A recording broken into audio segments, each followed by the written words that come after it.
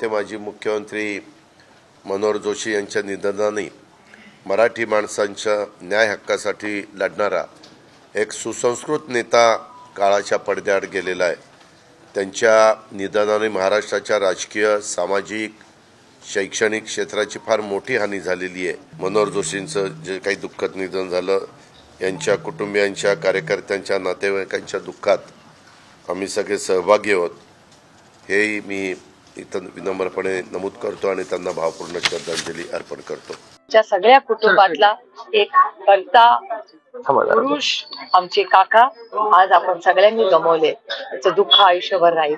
मी मनापासून सरांना, जोशी साहेबांना मनापासून आदरांजली आणि श्रद्धांजली अर्पण करतो।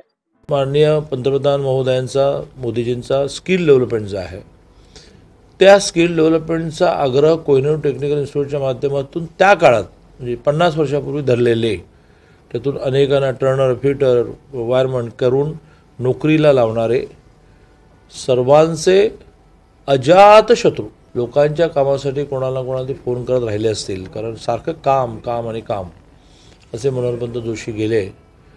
मी व्यक्तिशः श्रद्धांजली अर्पण करतो, माझा पक्ष भारतीय जनता पार्टी म्हणून श्रद्धांजली अर्पण करतो। मनोहर जोशींचं काम हे खूप मोठं होतं, मोठे नेते होते आणि दुर्दैवाने आज ते आपल्यातून निघून गेलेले आहेत। मी ईश्वरचरणी प्रार्थना करतो की त्यांच्या कुटुंबियाला एक शक्ती देव एवढ्या मोठ्या दुःखाच्या डोंगरातून तिथून बाहेर निघण्यासाठी, तसंच त्यांच्या कार्याला, त्यांच्या विचाराला मी आदरांजली वाहतो। बाळासाहेब ठाकरेंचे आणि त्यांचे संबंध फार जवळचे होते, एकनिष्ठ होते।